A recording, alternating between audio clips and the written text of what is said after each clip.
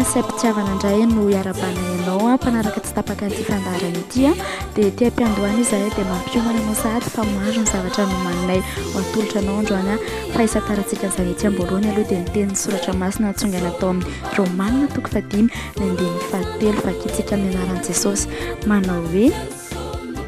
tsy izany ihany fa irerehantsika koa ny fahoriana mahazo antsika satria fantatsika fa ny fahoriana mahatonga faharetana. Amen. Hitanao taratra sady angamba fa hifampahery sika androany ary ho atobintsika amin'ny alalan'ny fanarahana andreto hira marobe reto sady zany.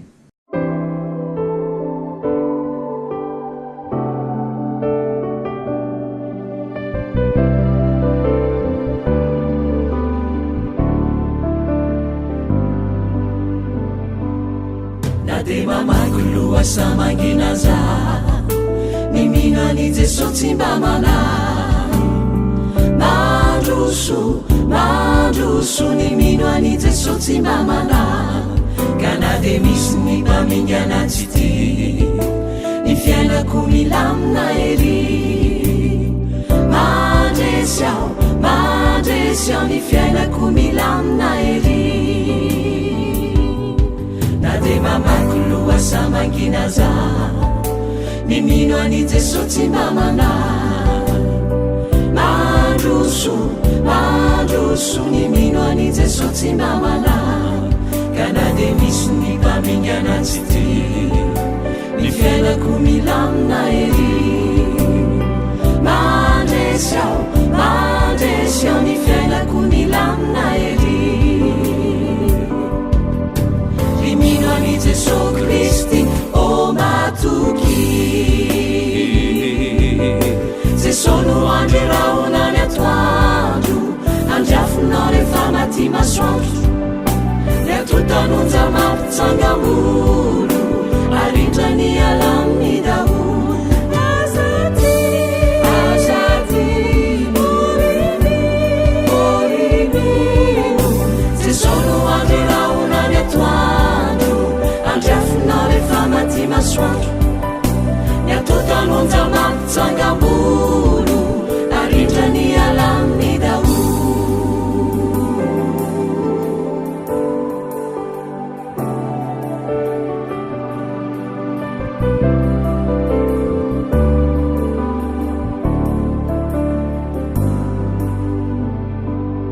Natandindondoza be azaho ety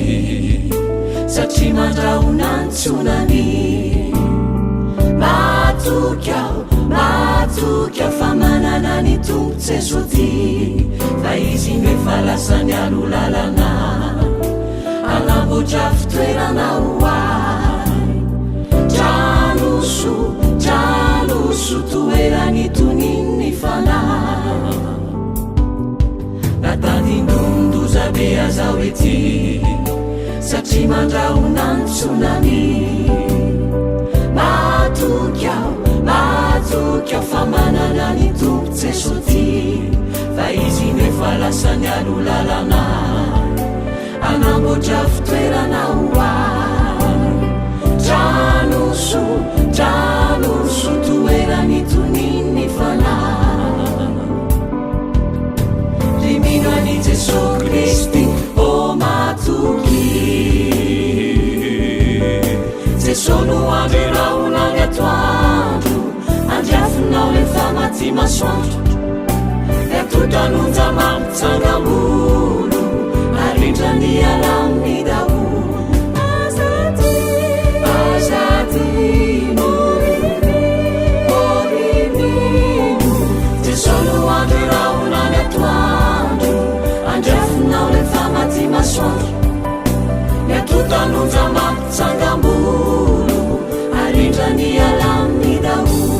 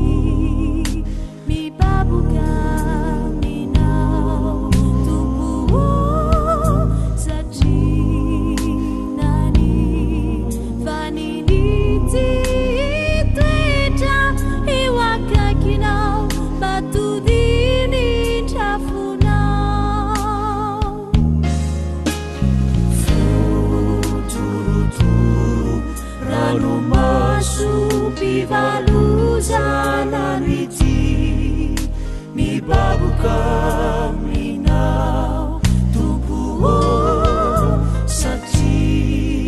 sacinani faniniti toetra eo akaikinao matodiny trafonao ireny lalanao sy famarinanao tinojereko fanaleko denikibio futuruturu ranomaso pivalozananity mi babukaminao tubuo sacinani faniniti toetra eo akaikinao matodiny trafonao miray toko tsy mahafony zanaka fa izay nopaniasirayo ranomaso pivalozananity mi babukaminao tubuo sacinani faniniti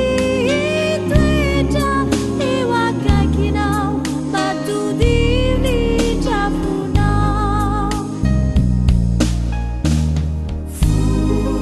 futuruturu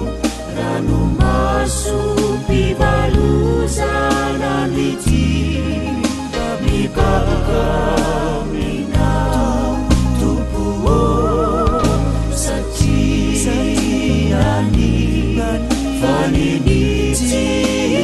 toetra eo akaikinao matodiny trafonao faniniti toetra eo akaikinao matodiny trafonao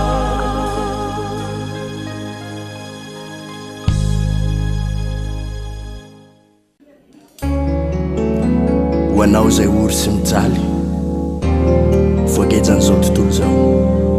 no ny fahotana filany nofo fahorina ho anao ty hery ty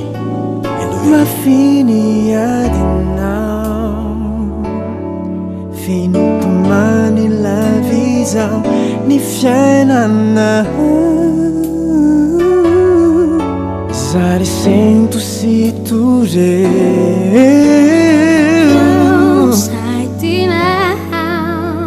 Now you're talking on the one now. Femme shirai, me tira now. Wanao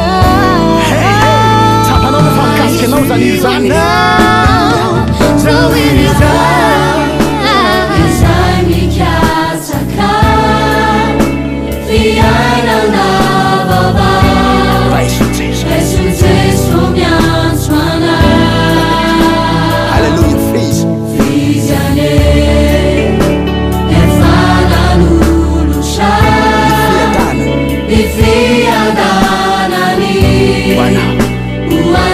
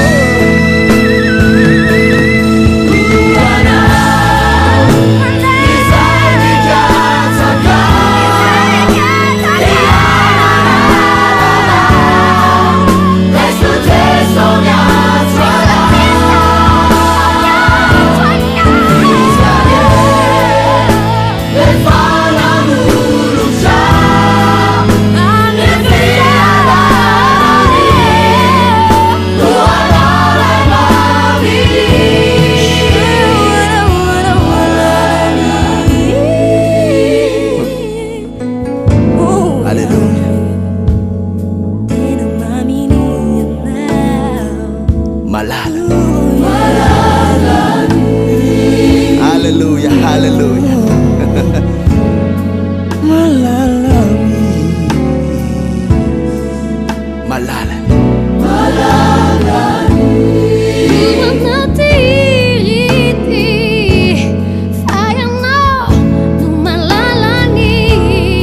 tsapanao ve ny fitiavana anao gasy fijaliana mahovovonjy anao satria malalany anao hoanao malalany alana hoanao malalany malalany tsapanao velay fitiavalia efa tena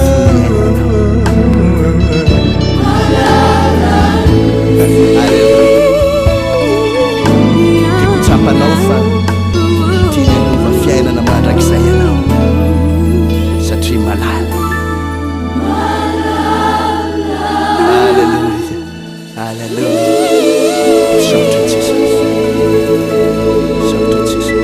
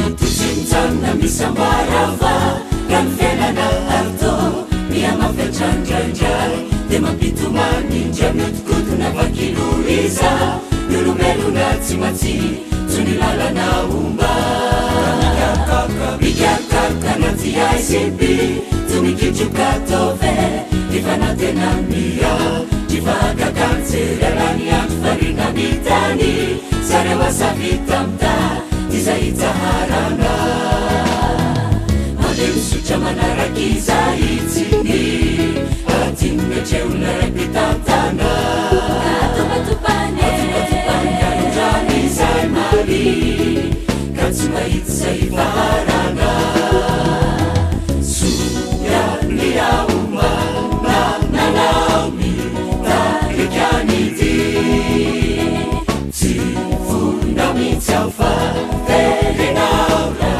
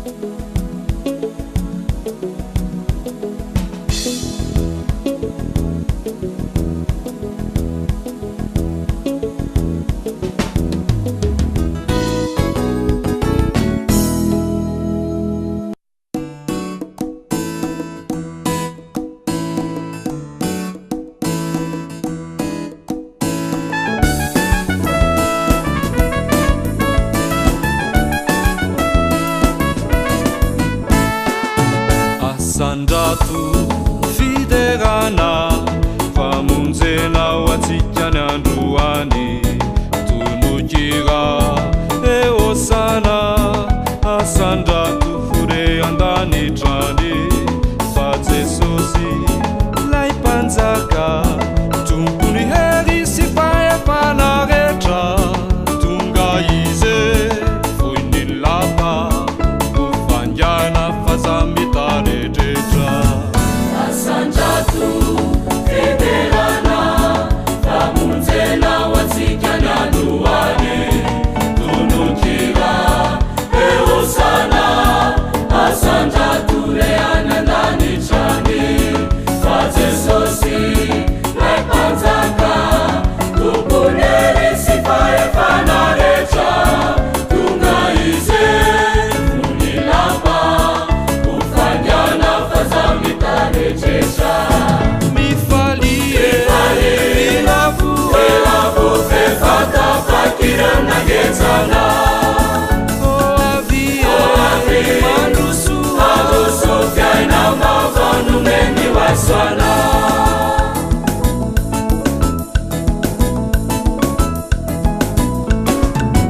asandrato fiderana ninonino nady atrehanao mifoaza mitsangana kasokafy hoazy ny fonao fa jesosy tonga eto tonga andravany asany satana ka tsaro rony sento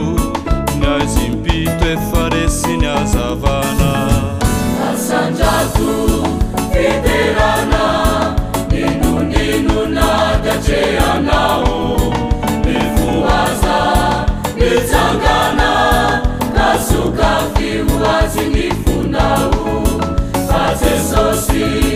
tonga eto tonga andravany asany satana ka tsaro rony sento niazimpito efa resy ny azavana mifalie elavo fefata fakiranagetsana oavie mandroso fiaina mavanomeny wasoana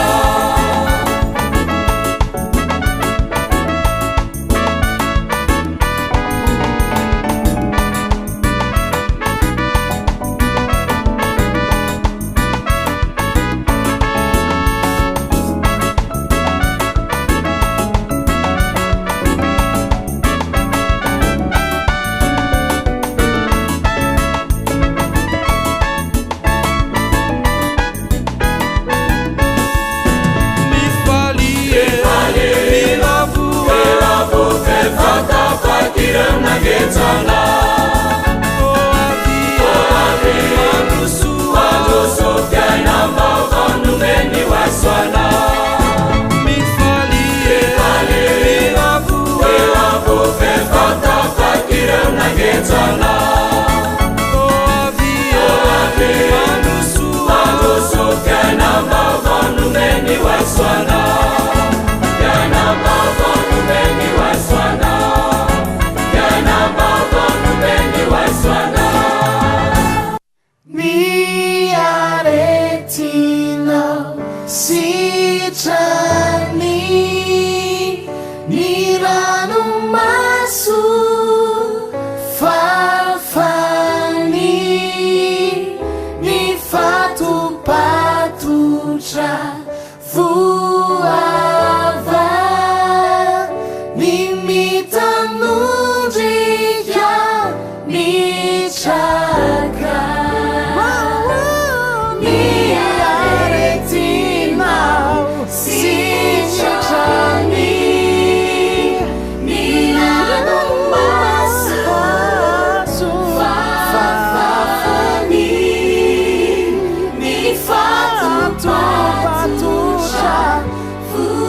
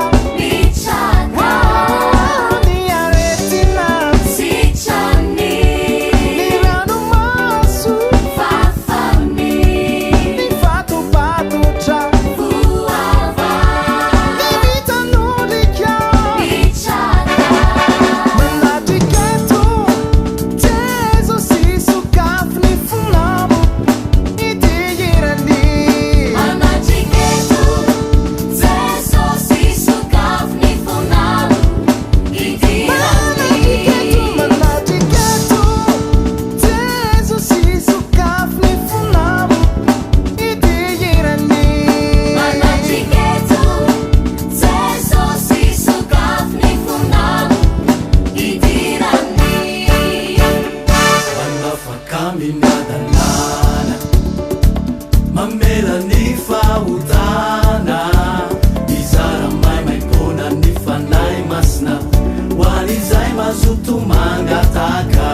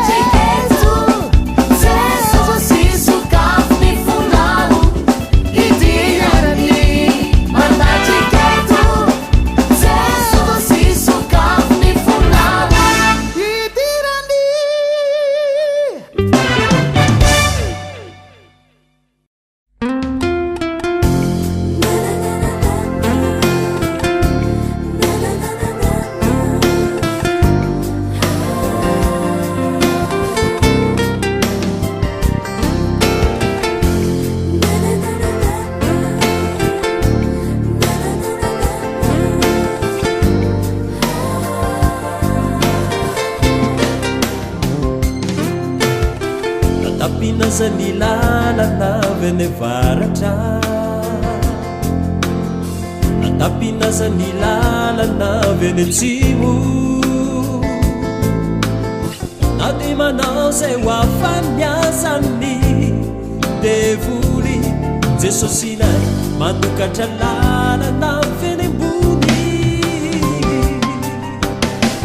tapinazany lalana vene ndrefana tapinazany lalana netsinanana matokizahay ka tsisy atahorana yakory jesosy nay manokatra lalana fieny ambony izy lay mahe izy lay magaga izy lay mpanjaka tompony manambaefana izy noandre manitrami feizao re ketrizao tsisy zava-magaga tsy aina atao miamina izy lay mahe izy lay magaga izy lay mpanjaka tompony manambaefana izy noandre manitrami feizao re ketrizao tsisy zava-magaga tsy aina atao miamina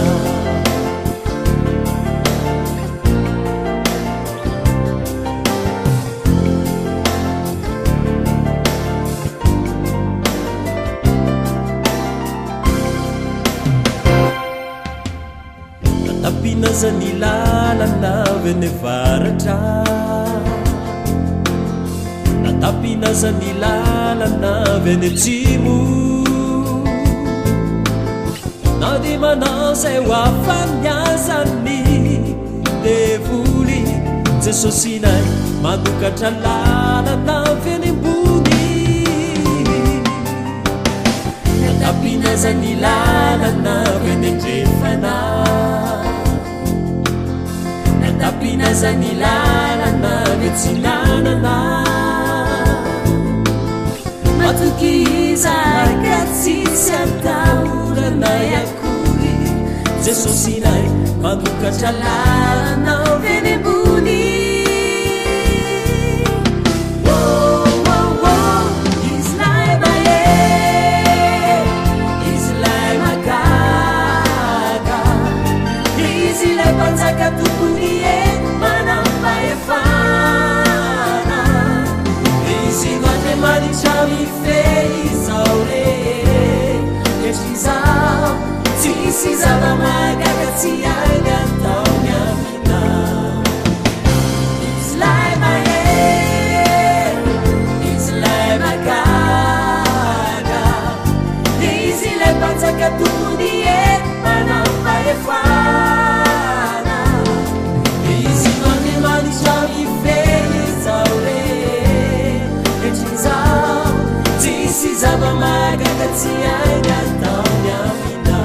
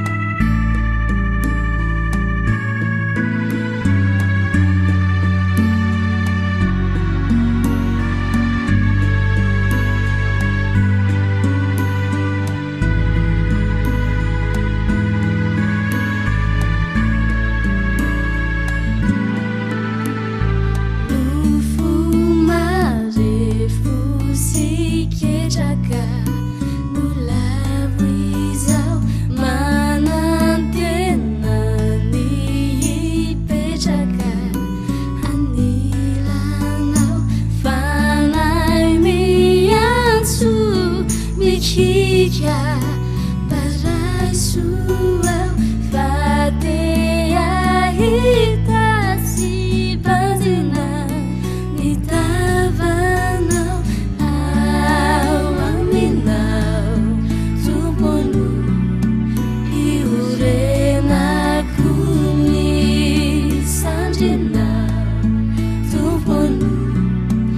ifikirako antsatranao tomponu fiononako ny teninao tomponu fahazavako izao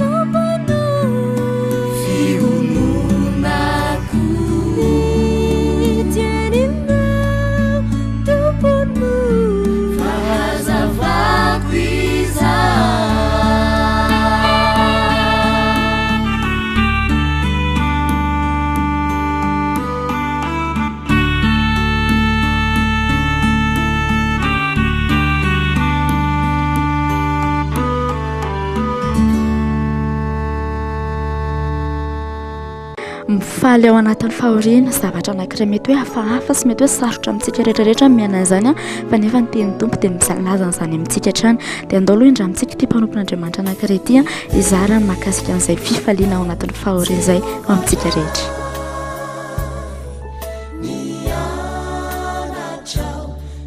Ampifaliana indray no androsoana tatokatrannao amin'ny anaran'i Jesosy Kristy hiaraka hivavaka isika. Tompo isaoranay ny anaranao noho ny fitantananao ny fiainanay, nomenao maso afaka hita, nomenao sofina afaka andre ny amin'ny teny tsaranao indray. Dia mangataka aminao ampaherezanao ny tsiraray avy izay mijery izao fandarana izao amin'ny anaran'i Jesosy. Amen. Ny bokin'ny Romanina no jerentsika androany, Romanina toko 5 dia ny 7 izay noko fa efa fatapatatrao ihany amin'ny anaran'i Jesosy hoe ary tsy izany ihany vahoaka isika hifaly amin'ny fahoriana aza satria fantatsika fa ny fahoriana mahatonga faharetana. Ary tsy izany ihany vahoaka isika hifaly amin'ny fahoriana aza. Eny tokoa ry havana, ohatra ny hafahafa izany hoe hifaly ao anaty fahoriana. Ary ny olona rehefa ao anaty fahoriana na ny volony na ny tarehany na ny zavatra resahany rehefa ao anaty fahoriana dia manambara alahelo. Mifanohitra amin'izay nefa ny amin'ny olona manara-dian'i Kristy. Ao anatin'ny fahoriana mihitsy no asainy ny tenin'Andriamanitra hifaly, amporisihana hifaly. Satria ny antony isika dia Tean'Andriamanitra nahaka an'io Jesosy Kristy io. Tany amin'ny faminaniana tany amin'ny boky Isaia tany 700 taona talohan'i Jesosy Kristy. Dia naminany momba an'i Jesosy Kristy io Isaia mpaminany io. Ary zavatra nresahany any amin'ny toko 7:17 dia hoy voasoratra hoe lehilahy ory sady zatra fahoriana izy. Jesosy Kristy zany dia tsy mbo zatra fitahiana, tsy mba zatra fahagagana, tsy mba zatra fandresena, fa ory sady zatra fahoriana. Ary zay mahatonga soratra masina hiteny amintsika hoe mba mifalihy ao anaty fahoriana satria ny olona manara-diny tompony natao andalo amin'izany. Indraindray dia misy fotoana na mihaino tsika na mahita ny masontsika dia hoe raisy Jesosy Kristy ho tompo amin'ny fiainanao fa ho tahiana be ianao, anao fahagagana be izy, ho sotraniny ianao, marina amin'ny lafiny ray izany teny rehetrarehetra fampanantenana izany. Fa raha ohatra ny ka tsotsotra ohatr'izany manara-diny tompo, efa mpivavaka daholo na isika malagasy azy. Fa misy fotoana andalovana fahoriana, ary iny fahoriana iny indraindray no mampandositra ny olona tsy hivavahana intsony. Rehefa tsy mivaly ny vavaka ataony dia trahatra ny famoizam-po izy satria ny heveriny hoe ay ve ary nataony hoe fafiadanam-be ny ao amin'ny Kristy, fifaliana mandrakizay. Ny tena mpanantenana dia hoe Jesosy Kristy hanome fiainana be dia be, koa ahoana ny misy an'izao fahoriana izao. Kanefa hitantsika teo fa ataon'Andriamanitra, asain'Andriamanitra hifaly ao anaty fahoriantsika fa satria tsy ny zavatra misy aty amin'ity zao tontolo zao ity no hamaritra ny fifaliana omen'Andriamanitra antsika. Raha ny krizy ekonomika eran-tany dia miteny aminao aho fa betsaka ny verhevitra. Ary ny eto amintsika ianareo mpanao politika sy ny olona fitondram-panjakana dia mitady ny fomba rehetrarehetra anarenana azo Madagasikara izao. Fa izaho kosa nefa dia mampaheny anao amin'ity fotoana ity hoe io fahoriana io tsy ny fitondram-panjakana akory natonga anao toy izao, tsy ny fitondrana izaniza akory natonga anao toy izao, fa ny fahoriana dia karazany tandravadikoditra amin'ny fanompontsika an'Andriamanitra ihany. Fa ao anaty fahoriantsika tsy mitomany, tsy mamoy fo na hamony tena, fa natao hifaly aza satria ny fahoriana izay andalovantsika dia mahatonga faharetana. Jereo tsara fa ny olona atao jobily, ny olona zaraina sertifika dia olona naharitra tamin'ny fanompoana, olona tena nizakany mafy tao anatin'ny fanompoana. Fa ny olona izay tsy mahari-pery amin'ny asa fanompoanan'Andriamanitra dia tsy maharitra, ary manao afo-jozory ihany izy amin'ny fanompoanan'Andriamanitra. Mbetika tiany manaraka ny tompo, mbetika makaleo azy satria rehefa tratra ny fahoriana izy dia mitady vahaolana hafa izay tena tokony ho fady atsika zanak'Andriamanitra. Raha aminao fa ny ady lao io Andriamanitra mihitsy ny mametraka an'io, ary tsy nametraka an'io ampijaly ianao izy, fa mametraka an'io anananao faharetana amin'ny fanompoana azy. Satria amin'ny faharetantsika no ahatanantsika ny aitsika amin'ny fanompoana ny tompo. Tsy mahafinaritra ve ny tenin'ny Paoly ny amin'ny Timoty raha niresaka izy ao amin'ny Timoty 2:4-5 hoe miaritra ny mahafiamiko tahaka miaramila tsara ny Kristy. Tsy mba niteneny hoe miara manao arôzazy amiko foana, miara mandray mibata fitahiana sy fandresena foana, fa miaritra ny mafiamiko tahaka miaramila. Ka raha isika betsaka tokoa ny atokom-pivavahana sy ny departemanta samy hafa ao anaty fiangonana izay ny safidiny amin'ilay hoe miaramila ny Kristy. Fa ohatrany tsy nahita miaramila tonga dia général na tonga dia manana grady ambonimbony, fa ny zavatra ny sedraina atao, ary ny zavatra ny sedrainy maha-miaramila azy tsy zavatra tsotsotra hoe mba hitindray no antsika mandritra n'izao hoe, ary tsy misy olana akory tsika dia fa tena misy sarinady atao foana. Zany ny miaramila tsara ny Kristy, miaritra fahoriana, miaritra ny zavatra rehetra. I Jesosy Kristy ilay voanresantsika teo moa dia hoe efa zatra fahoriana, fa reo nanaradia azy dia hitantsika hoe nianoka tao anatiny fahasambarana miaraka amin'ny Kristy na inona no sedrain'izy ireo. Amaky soratra masintsika ato amin'ny Korintianina 2:4-7 amin'ny anaran'ny tompo manao hoe fa manana zao rakitra izao amin'ny vilany tany izahay mba ho an'Andriamanitra ny alehibe ny hery fa tsy avy aminay, voageja manodidina izay nefa tsy tery, very hevitra nefa tsy mamoy fo, enjehina nefa tsy nafoy, potraka nefa tsy maty, mitondra ny fahafatesan'i Jesosy. Mandrakariva ao amin'ny teny izahay mba seho amin'ny tenanay mety ho maty koa ny fijalian'i Jesosy Kristy. Fa izay velona dia atolotra ao amin'ny fahafatesana mandrakariva noho ny amin'i Jesosy mba seho amin'ny nofinay mety maty ny fiainan'i Jesosy. raha mianao zany tantaram-polo zany de ohatra manahirana zany anompon'ny tompo zany aizako voageja manodidina potraka enjehana ka inona ihany ty antony anarahana ty any Kristy isaorana nefa Andriamanitra izay efa nametraka tantara tsara ho atsika malagasy raha tsy hijery afa-tsy ireo kristianina nenjehana tamin'ny fotoan'andro ny amin'ny rahasalama martyr reny inge amin'le fiteny hoe nisotro ny aleoko maty ary manara-diny tompo mihitsy zany raha faralahandriamazoto tena zany ny ao amin'ny tompo misotro ny aleoko maty hoe ninninona zavatra sedraina na miala ety ara dia hitsena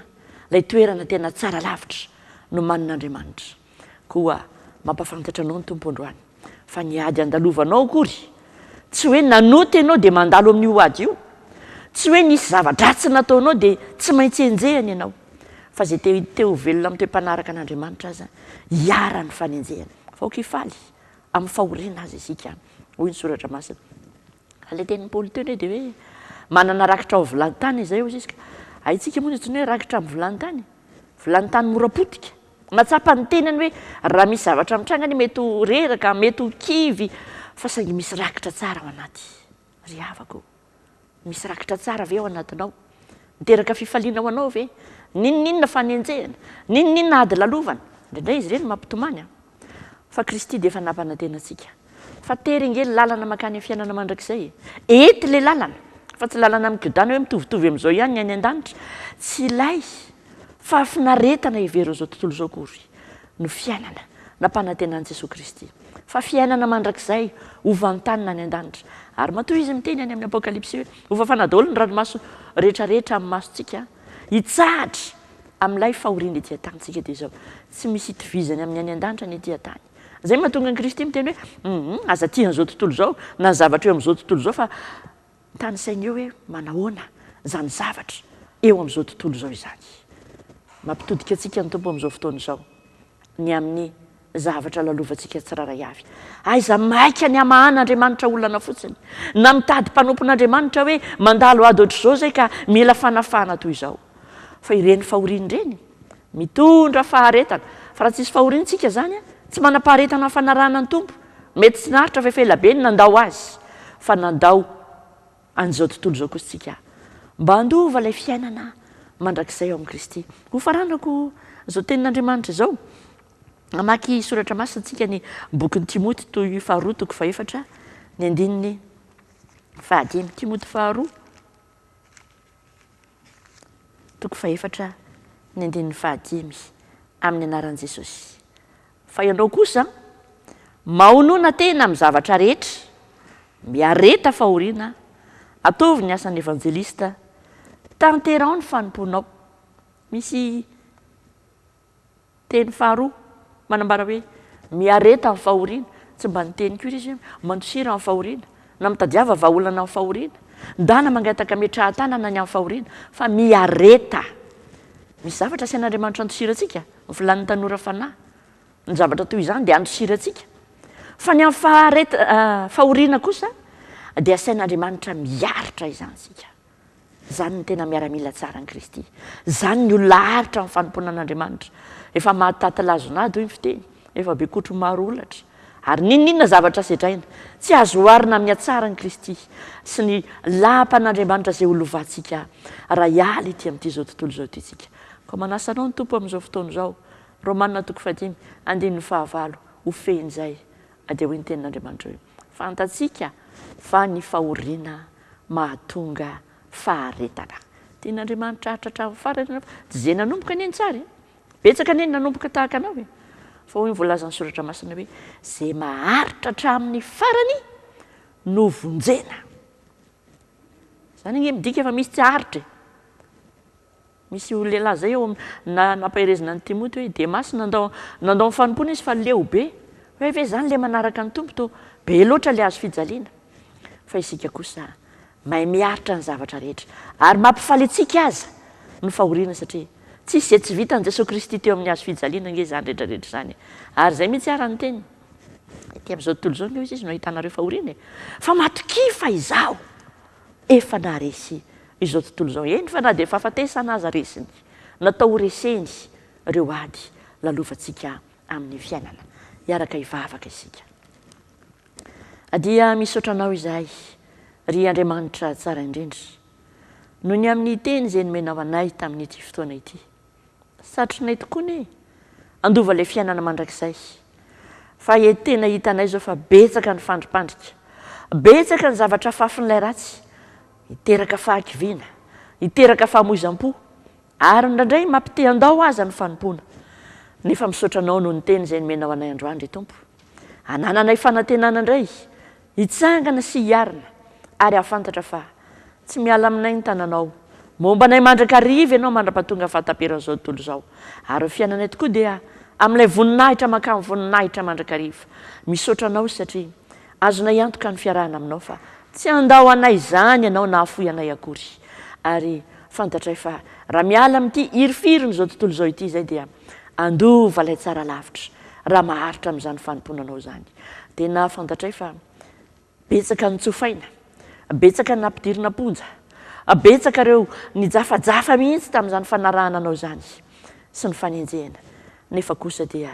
efa lasa any aminao any mandrakizay izy ireny izay tianao ho lalovana ihany koa, tsy atahotra ninninina zavatra sitrainay fa ny tana mahirinao mbola aminay tsiraray avy mba hanananay faharetana sy fifaliana ao anatin'izany fanomponanao izany. Dia misaotranao indrindra ry Tompo amin'ny anaran'i Jesosy. Amen.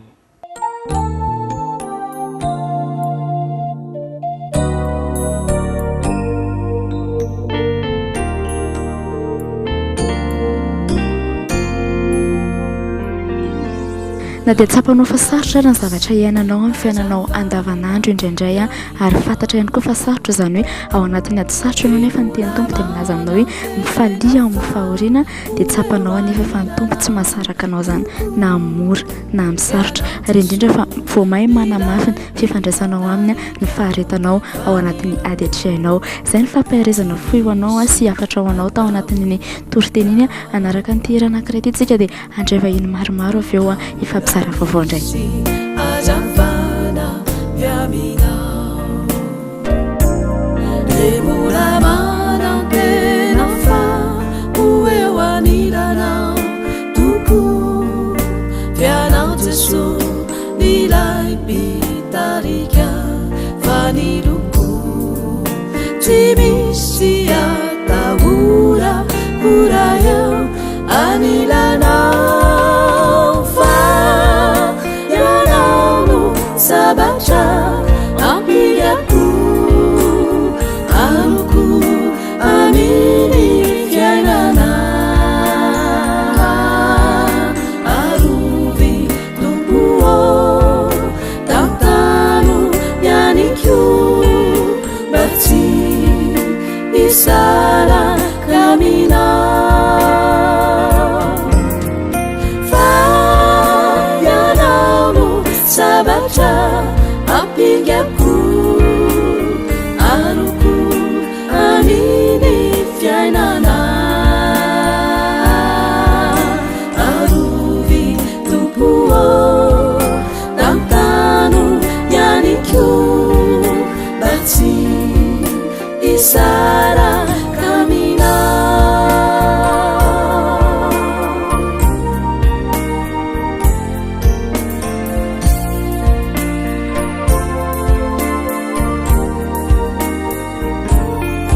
Mbola misy tokiavy aminao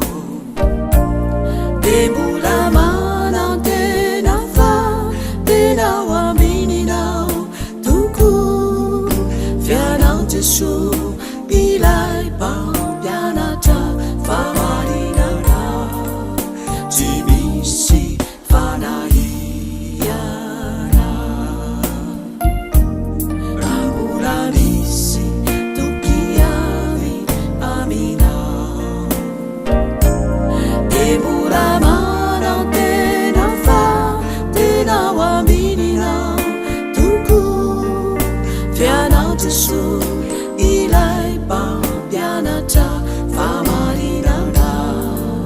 tsy misy farahina raha miankina aminao fa ianao no sabatra ampingako anoko aminy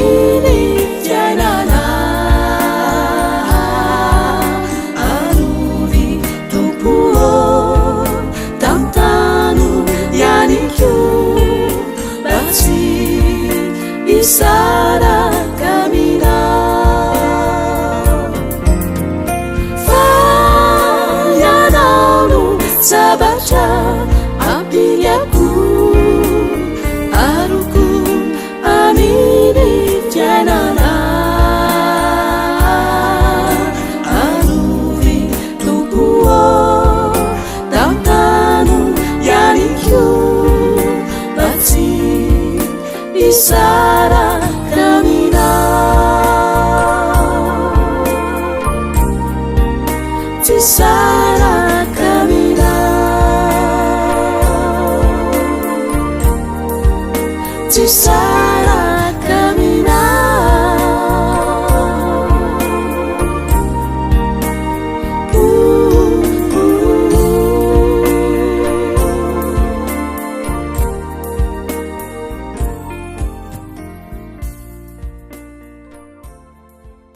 afatry ny tompo no ndraisitsika teo tao anatin'ny toriteny iny dia zao kosa indraitsika dia tafiditra tao anatin'ny fotoana izay natokana ifandraisana amin'ireo vahintsika dia tonga eto ny mpitandrina Andriana Arsan Solofo izay avy eo amin'ny aumônerie protestante be Filatanana dia faly mandray anao tompoko. Ary misaotra anareo koa izay nandray anay sy nanasanay atao amin'ny fandarana be dia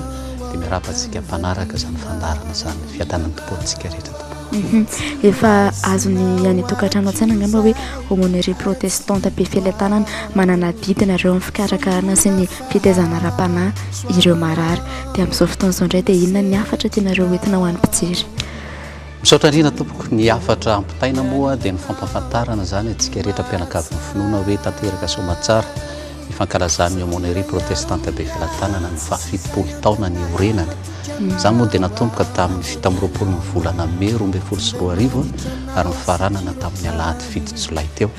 Alahady izay nanatanterahana koa ny voka-dehibe ny fiangonana. Herintaona izany no nanatanterahana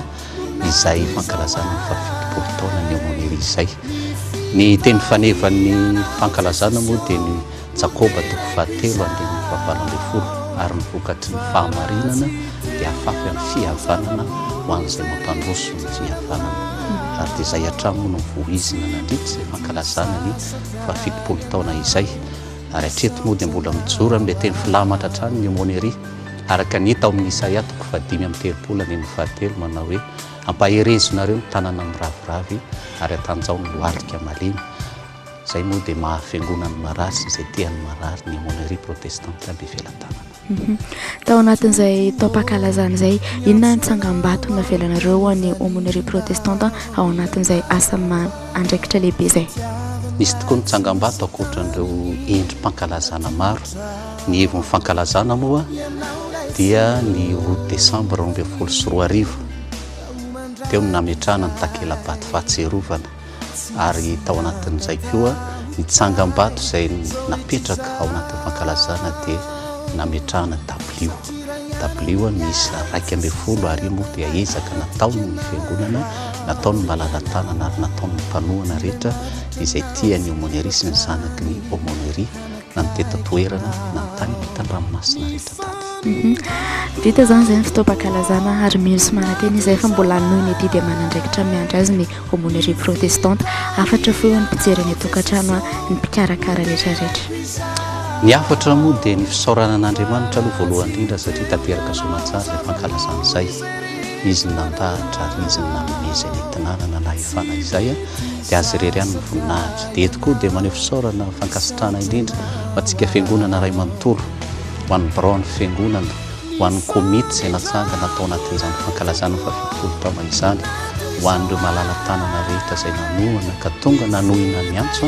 na ny tetan-toerana ny tany ivelany. Ny zanaky ny aumônerie moa indrindrindrindra.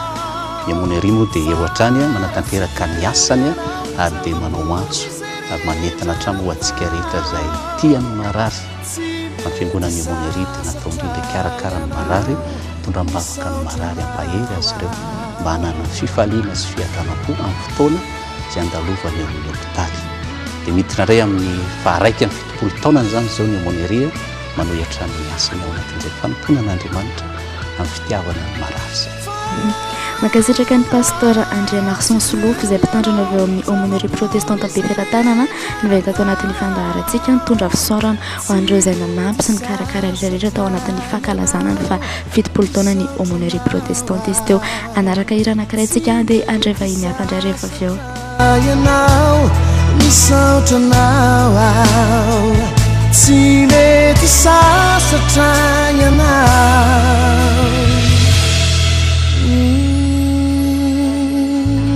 tonga sondray ny vahintsika manaraka dia faly mandray ny Andriamatoa André Navravelona izay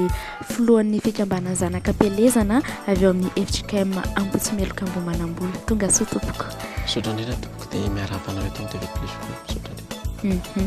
efa teto ihany mpitandrina tamin'ny herin'ny androany satria misy ny zavatra fotoan-dehibe izay ho karakarainareo dia ahoana indray fanamafisana sy ny antso mahakasika an'izay dia manamafy indrindra izay nataon'ny ray aman-dreny mpitandrina tamin'ny herinandro ny antso amin'ireo zanaka sy ny fiangonana ray amanontolo ny kristianina sy mipino avy any amin'ny Ambotsimeloka Ambohimanambola zany amin'ny 21 Jolay ho avy izao ao anatin'izay ny komity dia manamafy ny fitiavan'Andriamanitra noho ny nahafitratraran'ny fiangonana amin'ny 2017 taona nandritra izay fotoan'izay dia 10 taona lasa izay nanomboka ny fanatsarana ny komity tao anatin'ny akany sy ny trano vatom-piangonana amin'izao kosa dia hiditra ao anatin'ny fiangonana manontolo mihitsy ny fanatsarana ny pilipitra ny altara ary ny varavarakely sy ny varavarambe ka amin'ny 20 volana Jolay io zany dia efa misy asa vita ho aseho atsika ao ka miantso atsika kristianina pino rehetrarehetra mba ho avy hitrotrom-bavaka ary atonga izany fotoana zany ary miantso atsika ho avy hiaraka iteran'Andriamanitra sy hijery ny asa vita n'izany komity izany arak'izay natenenao tao izay hoe misy ny asa efa vita dia misy koa ny asa mbola miandry tsara ampahafantarina ho an'ny mpijery sy ny taranaka ihany hatonga an'izy ireo hoe hiomana ao anatin'izay asa izay ny zavatra mbola miandry ho atsaraina ao amin'ny fiangonana araka ny voalazako teo dia anatsara ny altara sika anatsara ihany koa ny varavarakely sy ny varavarambe ary ny pilipitra koa ny antso ho atao amin'ny fotoana io zany dia iomanantsika zanaka rehetrarehetra ao anatin'izay hiomana hitondra fanatitra ho an'Andriamanitra ho fanatsarana ny tranon'Andriamanitra satria zavatra tsara indrindra dia ny fahasoavana andraisitsika tamin'Andriamanitra ka tsara raha izy ilay nahary no tolorantsika ny dera sy ny fininaitra ka hanaterantsika ny tsara indrindra mba ho fanatsarana izany tranony izany ahafahantsika midera sy mankalaza azy amin'ny voninahitra any ray amanontolo raha izay ny zavatra miandry rehefa tonga any dia manahoana kosa indray mahakasika ny fitaterana miainga le tsy Antananarivo amin'ny andro araka ny fanazaina tamin'ny herinandro dia misy ny fitaterana izay mizara anankiroa misy ny miala avy eo amin'ny Luxor eo Behoririka amin'ny 7 ora maraina torak'izay ihany koa miala avy eo Ambohimanambola Ambojatova-Ambony eo amin'ny arian'ny pisona Ambohimanambola zany miala koa zay amin'ny 7 ora maraina ny sarandalana dia 3 ariary ary ny atsasany dia alohan'ny komity ny atsasany kosa dia ataontsika pino ao anatin'izay feno dia feno izay afatra izay fanentanana farany raha ho an'ny taranaka rehetra sy ny fijery atsika ny trano dia miantso atsika taranaka ray amanontolo avy any Ambotsimeloka Ambohimanambola zany amin'ny 20 Jolay ho avy izao manomboka amin'ny 7 ora maraina anolorantsika ny fitiavana izay niraisina tamin'Andriamanitra ho fanatsarantsika ny fiangonana ary ankalazantsika anazy ao anatin'izay fanatsarana ny fiangonana izay dia tongava maro ary azadiny ny fanatitra ho an'ilay tomponary atsika makasitraka n'Andriamatoa André Navravelona ny vahita tao anatin'ny fanarana Mibia izay filohan'ny zanakam-pelezana avy amin'ny FJKM Ambotsimeloka Ambohimanambola miantso ny taranaka rehetra ao anatin'izay hoe adidy fanatsarana ny fiangonana izay ho atao amin'ny 20 volana Jolay ho avy izao dia nitaondra antsika indray vahiny hafa ao aorian'ny tira anankiray ity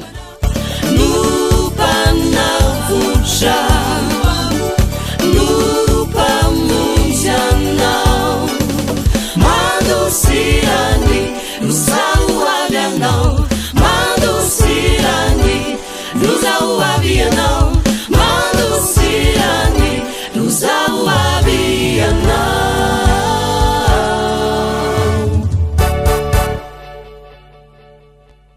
vahintsika manaraka indray dia Andriamatoa Ratrimo Arsan Laurent izay filohan'ny komite mifankalazana ny fa 570 taona ny FJKM Anosipatrana dia miaraba tonga soa zahay. Dia faly miaraba anao koa tompoko ary dia faly miaraba koa ny mpanaraka ny fandarana ny bio eto amin'ny TV+. Anisan'ny fomba anankiray fataon'ny fiangonana ny mankalaza an'izay hoe tom-pankalaza an'izay dia ho anareo amin'ity taona ity mankalaza ny fa 570 taona dia aiza ho aiza tsika izao ao anatin'izay fotoana izay. Ny tompoko amin'izao fotoana izao zany dia efa ao anatin'ny ao anatin'ny ivon'ny taom-pankalazana tsika amin'izao fotoana izao izany hoe ho atao amin'ny alahady fa 20 ny volana jolay izao ny ivony izay taom-pankalazana izay. Amin'ny maivon'ny taom-pankalazana azy inoana isan-taina nefa misy ny hetsika ho ataonareo hatratrarana n'ilay tanjona goavana tianareo tratrarana koa ao anatin'ilay fotoana dia mety hanahoana indray ny programa ary. Eny ary amin'io ivon'ny taom-pankalazana io satria mbola ao anatin'ny asa tanteraka moa tsika marina fa efa nisy ihany amin'ireo tsangambato telo izay efa napetrakintsika no efa vita kanefa amin'izao fotoana izao tsika dia mbola ao anatin'ny asa tanteraka ihany ka amin'io ivon'ny taom-pankalazana io amin'ny maivony azy dia araka ny fafanaontsika ao anatin'ny fiangonana FJKM Anosipatrana dia misy ny fiantsoana ny zanaky ny fiangonana rehetra ny zanaky ny fiangonana rehetra no antsoina amin'io ary araka ny fafataontsika ho izy ao dia miainga amin'ny isa-paritra itsika amin'io misy ny faritra Atsinanana ny faritra Avaratra ary ny faritra Andrefana samy anao ny fanamitsika tsirairay avy tsika amin'ny fotoana io ary araka ny fandaminana izay apetraky ny diakonina isa-paritra dia miainga amin'ny toerana anankiray avy tsika dia miara mivondrona ho tonga ao am-piangonana daholo amin'ny valosasony mora maraina ny fidirana amin'izay fotoana izay. Izay ny fandaminana kapobe ny tompoko amin'io alahady fa 20 volana jolay ivon'ny taom-pankalazana io. Mahakasika an'ilay tsangambato anankitelo nambaranao teo azo ampahafantarina ny mpijery hoe inona avy ilay izy dia inona zavatra ataonareo hatratrarana an'izay tanjona anankitelo goavana be izay. Ya ny tsangambato araka ny efa fantatsika moa ny teny fanevantsika dia hoe ary ny finoana dia notanterahana amin'ny asa araka ny Jakoba toko fa 2:20 tapany B dia ao anatin'izay zany dia misy ny asa zay misy moa ny asa efa vita io dia ny famitana tanteraka ny efitra famitarana ao ambony rihana amin'ny fiangonana efa vita tanteraka io asa io misy ny tsangambato faharoa dia ity angamany afakely mihitsy satria ny tsangambato faharoa dia ny fandraisany vahoaka an'Andriamanitra rehetra zany anjara amin'ilay izy dia ny famakina ny baiboly iray manontolo mandritra ny taom-pankalazana zany hoe efa nisy ny fanombohana natao efa herintaona mahery zay herintaona ohatra satria ao anatin'ny 2 taona no namakina an'ilay izy efa natomboka zany ilay izy tamin'ny herintaona dia vitaina amin'izao ivon'ny taom-pankalazana izao izy ka amin'ity volana jolay ity zany no tapitra ny famakina izay baiboly iray manontolo zay misy ihany moa ny tara tsy manino izay dia iny nanomboka tamin'ity taona ity dia iny vitaina amin'ny farany taona ao anatin'izay indrindra dia misy ny fifaninanana soratra masina misy fifaninanana fahaizana sy fahalalana ny soratra masina zany satria mba efa navita namaky ny baiboly iray manontolo ny vahoakan'Andriamanitra dia isy fifaninanana ka ny sokajina ho telo ilay izy ao ny olon-dehibe efa nanomboka ny fifaninanana ny fanitsanana zany dia ao ihany koa ho an'ny zatova ary misy ny ankizy ireo sokajy telo ireo dia miakatra hatrany zany dia ho hitantsika eo izay hoe izy ny tena tompon-daka raha zay ny azo lazana azy amin'izay fifaninanana ny soratra masina izay isaka ireo sokajy ireo ny tsangambato fahatelo izay lehibe io moa zany amin'ny matsangambato azy zay mafotodrafitra azy lehibe dia ny akany lehibe izay hoahorona ao Ambohitrandrina moa dia ao amin'ny kolejy mofo izay tsy hafa fa kolejy ianaketan'ny fiangonana ihany ato anatin'ity vohatra Anosipatrana ity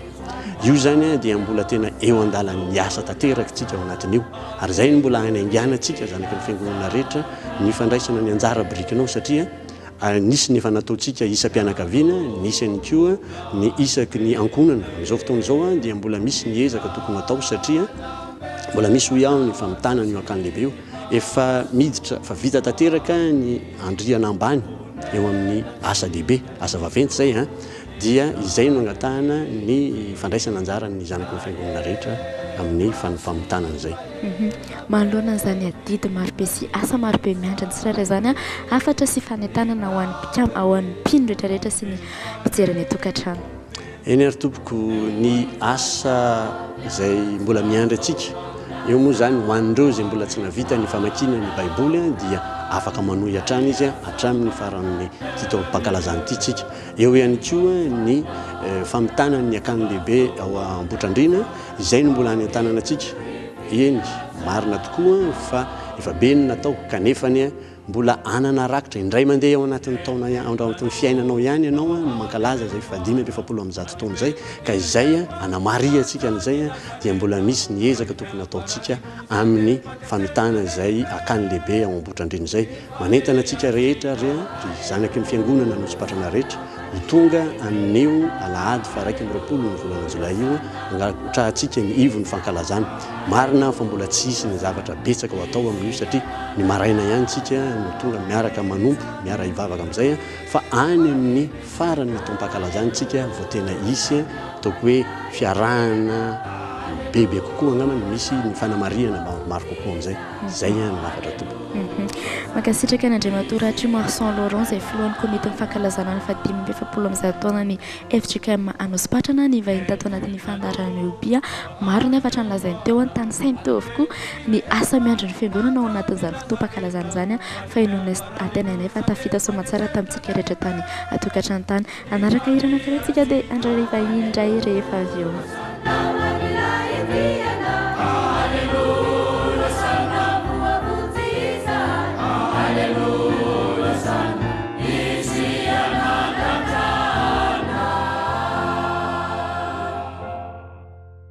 Sampana tanora kristianina nisan'ny sampana velona anankiray ao anatin'ny fiangonana azo lazaina hoe sampana anankiray mampiavaka ny fiangonana anankiray ny fisian'izany dia isan'izany sampana tanora kristianina avy eo amin'ny FJKM Andavamamba Philadelphia tonga eto ny filohan'izany sampana izany Andriamantoa Ravelson Mamitiana misy ny vaovao zarany amintsika dia raisitsika mpitiavana be izy miarabanao ary miaraba manokana ihany koa ny mpanaraka ny fandarana miobi eto amin'ny TV Plus Madagasikara. Amin'ny mahasampana anareo dia mino izay fa misy ilay hoe alahady natokana ho an'ilay sampana manokana dia ho anareo roviana ilay izy dia inona zavatra ho karakarainareo ao anatin'izay. Ny alahady faharoa amin'ny volana Jolay dia alahady natokan'ny FJKM ho an'ny sampana tanora kristianina dia miompo-po mampanahy amin'izany zany ny eto amin'ny FJKM Philadelphia Andavamamba ary androany fa 17 volana Jolay moa no anatanterahana an'izany dia misy ny hetsika zay karakaraina amin'ity an'ity. Mahakasika an'izay dia inona ilay hetsika ho karakarainareo anamariana ilay alahadin'ny tanora androany? Voalohany dia fitaom-pivavahana aloha zany maraina iarahana amin'ny fiangonana Ray Manontolo iarahana amin'ny sampana velona rehetra ao anatin'izany fiangonana izany iarahana amin'ny Ray aman-dreny ihany koa Ray aman-dreny sampana zany dia ny hariva dia misy ny hetsika zay antsakira mpiderana iarahana amin'ny groupe mialy rakody mamonjy. Zay ny androany mety anahoana kosa indray ny zavatra ho ataonareo manaraka satria ny asa ao anatin'ny sampana tanora kristianina mitohy foana dia mety anahoana indray ny toyana. Ny toyana tena tanjona moa zany amin'ilay hetsika dia voalohany misy ny tanjona ara-panahy zany.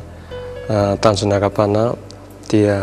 amin'ny zanaky ny fiangonana anay dia manana didy zay ny amin'ny fanetsiketsehana zany ny fiainam-panahin'ny fiangonana zay ny voalohany. Ny faharoa fanafanana ihany koa ny mpikambana anatin'ilay sampana tanora kristianina ary ny fahatelo dia fitaomana indray ireo namana zay mety efa lasa noho ny asa noho ny andraikitra noho ny tokantrano kanefa maniry ihany koa dia hiverina anatin'izany sampana izany izany hoe hevitra ara-panahy ao anatin'ilay izy dia ny faharoa ny tanjona arakasa zany dia misy aloha ny adidy atao anatin'ny fiangonana zany ny adidy eo amin'ny foibe ary manana asa lehibe ny fiangonana raha ny fiangonana manokana dia ny asa fantarana zany asa fantarana ny fiangonana FJKM Philadelphia Andavamamba dia manana didy lehibe amin'izany zay ary ny farany zay tsy kely indrindra dia sitrapon'Andriamanitra dia monjy ny fionam-be nasionaly any Tuiliary eo Andavamamba amin'ity ny tapatapaka volana septambra any dia zay rehetrarehetra zay zany no mahatonga an'izao hetsika lehibe zao. Sady manentana ny tokantrano antsika mba ho avy indrindra fa amin'ilay tapany ariva izay rahanareo amina mpanakanto dia ambarao aminay arao hoe afatra farany sy fanentanana mahakasika an'ilay andro any ariva dia ahoana mahakasika ny vidim-pidirana amin'io. Ny andro any ariva zany araka ny falazana tany am-piandohana dia iarahana amin'ny gropy mialaka kodo mamonjy. Tsy misy vidim-pidirana ilay izy fa valopy zany no zaraina satria everinay hoe manam-pitiavana ny kristianina dia afaka manome mihoatra anao izay eritreretina amin'ny vidim-pidirana aza dia entanina sika rehetra na ny maraina no any ariva dia misy ihany koa ny tsakitsaky amidy amin'ny vidiny mirary dia manantena ny fanohanana avy amintsika rehetrarehetra sampana tanora kristianina. Izay miafatra sy fanentanana avy amin'ny sampana tanora kristianina avy eo amin'ny FJKM Andavamamba Philadelphia anentanana antsika rehetra ny tokantrano ihany koa indrindra fa ny tanora satria androany ny alady natokany sany FJKM ho an'ny tanora kristianina dia izay indray no vahintsika andray afandra antsika rehefa avy eo rehefa afaka manaraka nytiraka anankiray ity.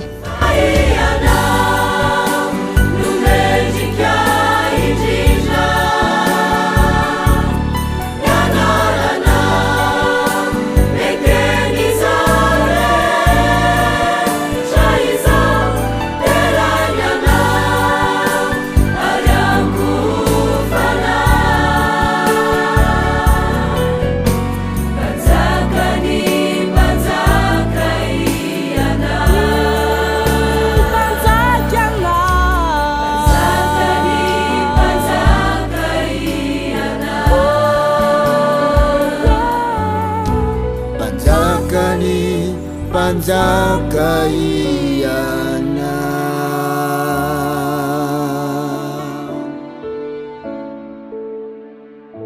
sampana tanora no niraisitsika teo dia tsy alan'izay tsy efa mbola tanora ihany koa no vahintsika manaraka atao anatin'ity fandarana ity dia faly mandray an'ny nofy izay mpikampana ao anatin'ny chorale Saint-Etienne Ambandina ny CSEA dia tonga soa atao anatin'ny fandarana.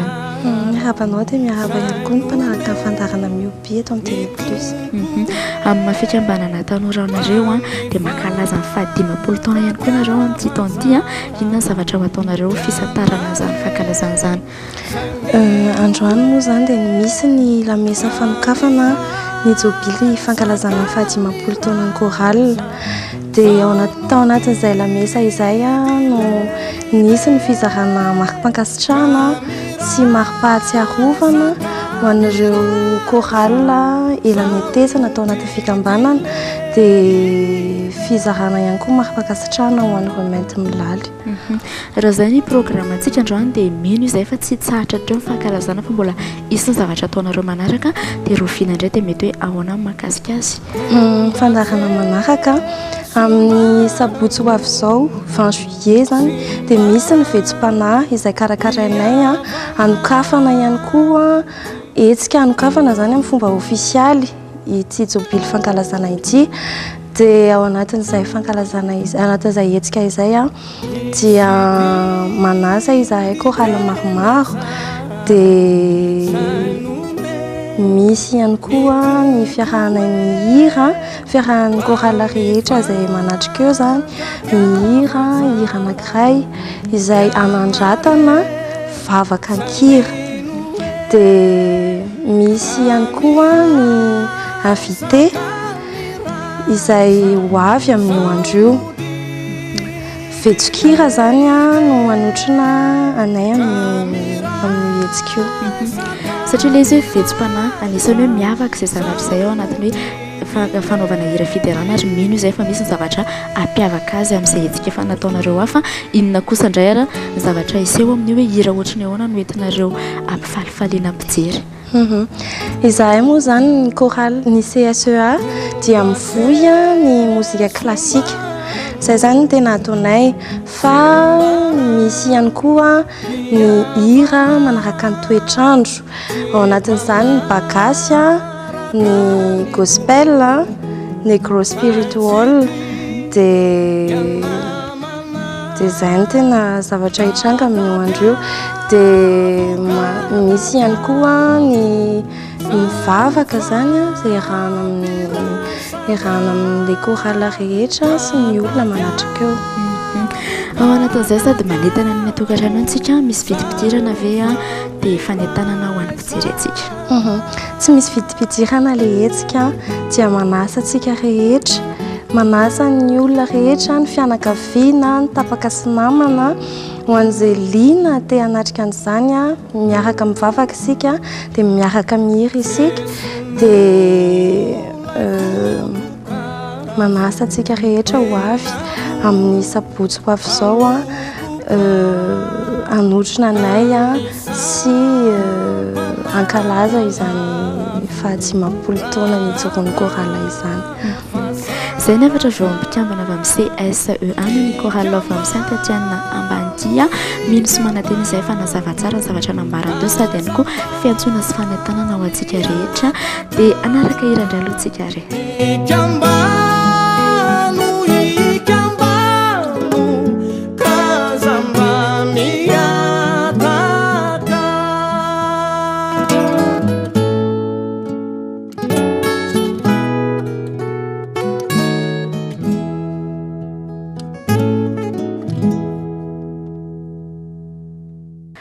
Fa ino rasintsika farany androany dia mpanompon'Andriamanitra anankiray izany hoe filoha-mpanampy ao amin'ny fiangonana FJKM Ambohitately dia fiary miarahaba ny Monsieur Andriananjaifo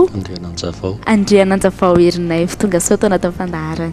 Dia faly miarabanao tompoko dia faly miaraba ihany koa mpanaraka ny TV Plus ny fandarana mioby. Amin'izao fotoana izao inona ny vaovao sy ny fampahafantarana tianareo avy ao amin'ny FJKM Ambohitately ampahafantarana ho an'ny mpijery antsika.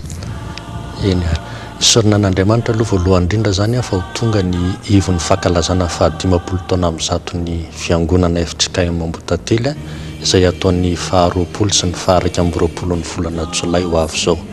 Raha ny faharoapolo ny volana Jolay dia hanomboka amin'ny 7 ora sasany ny fotoana izay arahana amin'ny foibe FJKM sy ny sonadapartany Atsinanana ny faritra avaratra Andohalo ary indrindra ireo fiangonana manodidina ary eo ihany koa ireo fiangonana zanam-piangonana natsangan'ny FJKM Ambohitately tamin'ny fotoanandron'ny LMS izay niarahana tamin'ireo misionera zany itsonan'izy ireo izany fitaovavahana zany dia manomboka amin'ny 7 ora sasany ao amin'ny FJKM Ambohitately ihany dia misy ihany koa ny fitokanana ny takela-bato izay nanaovana fanadiovana ny atsy ivelan'ny fiangonana ary dia misy ny fiaraha-misakafo amin'ireo fahiny marobe ireo amin'ny famaranana fotoana. Izay ny faharoapolo ny volana Jolay. Faraiky amby roapolo ny volana Jolay indray dia manomboka amin'ny 7 ora sasany ny fotoana iatsonan'ny fiangonana manontolo ny zanaka Pelezana ny taranaka Ambohitately Ray manontolo. Ka ao anatin'izany fitaovavahana ny alahady zany dia misy ny fitokanana ny trano fisainan'ny dekona Sonilolona izay tsangam-baton'ny 10 taona ny arahana nompo tamin'ny pasteur amin'izao fotoana izao zany 10 taona ny mpitandrina amin'izao fotoana izao. Matetika ny fiangonana anankiray rehefa mikarakara fotoam-pankalazana izay dia misy foana ny tsangam-bato sy ny tanjona tiana tratrarina matoa hoe miantso andreo taranaka maro amelomasa ny fiangonana dia ho anareo avy eo amin'ny FJKM Ambohitately dia inona ny tsangam-bato tratrarinareo anatin'ity fotoam-pankalazana ity. Marindrindra zany madame Fenoera ny tsangam-bato zany dia misy karazany anankiroa. Nisy ny tsangam-bato Itamaso izay anaovana ny akany fahatelo ao amin'ny tanin'ny fiangonana FJKM Ambohitately ihany ary dia misy kosa ny tsangam-bato ara-panahy. Izany tsangam-bato ara-panahy zany dia ireo fananganana ny vondrom-bavaka na ny zanaparitra hoy izay ao amin'ny FJKM Ambohitately ho zanaparitra zany eto manodidina n'Antananarivo satria ny mpiara-mivavaka ao amin'ny Ambohitately dia manodidina n'Antananarivo ny betsaka ary indrindrandrindra ihany koa zanaparitra avy any amin'ny ampitan-dranomasina.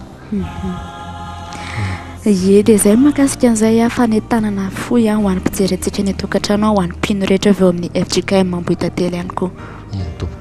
Ambohitately no mandray vahiny ny faharoapolo ny volana Jolay dia miantso tsika rehetra fiangonana iaraka iombom-bavaka amin'ireo foiben'ny FJKM sy ny sonadapartany Atsinanana rato sy ny fiangonana manodidina ary ny faraiky amby roapolo ny volana Jolay kosa manomboka amin'ny 7 ora sasany azadino dia miantso tsika fiangonana zanaka Pelezana taranaka rehetra iara iombom-bavaka hanome voninahitra an'Andriamanitra noho izany ivony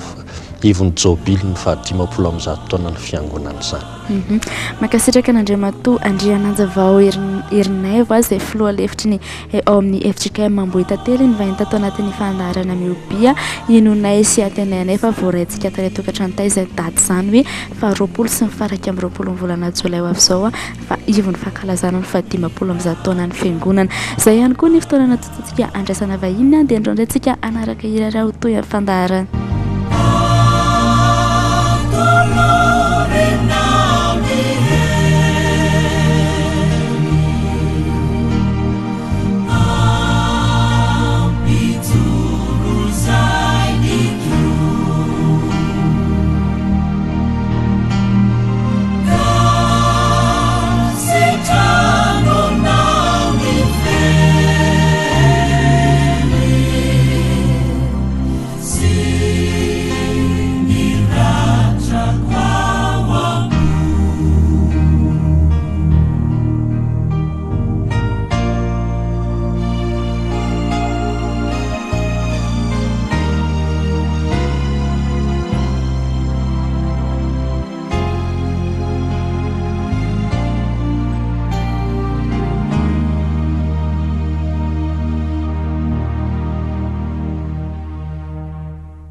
Hatreto indray ny fandaharantsika androany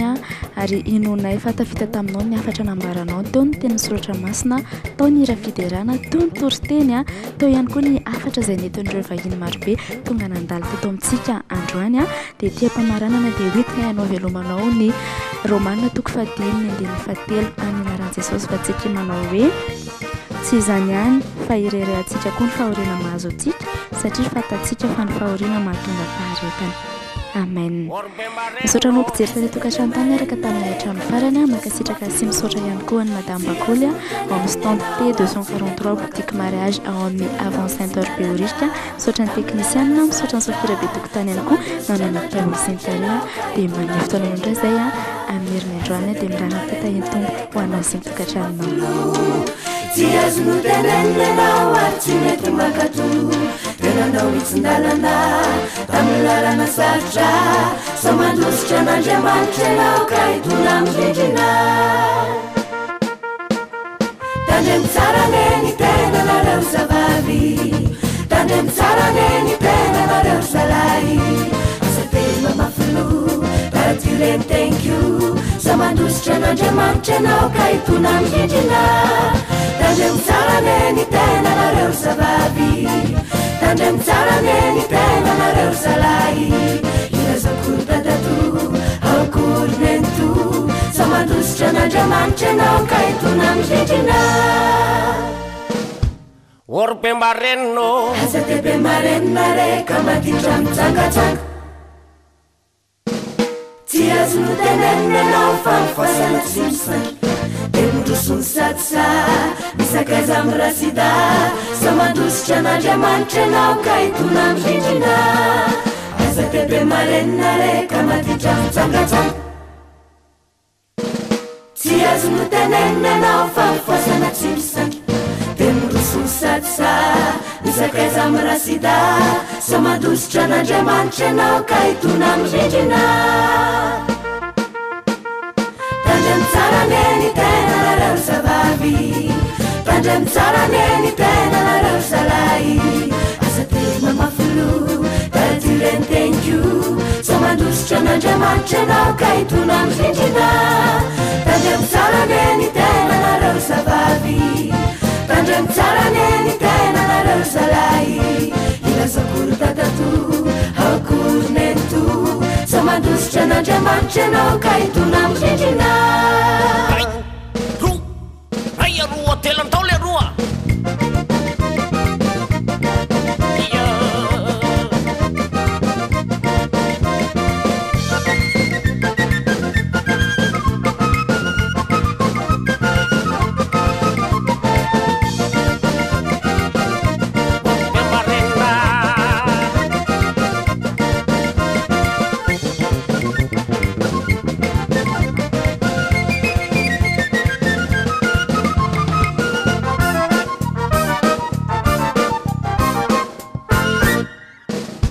orbe marenno azadebe marennare kamaditra somafolo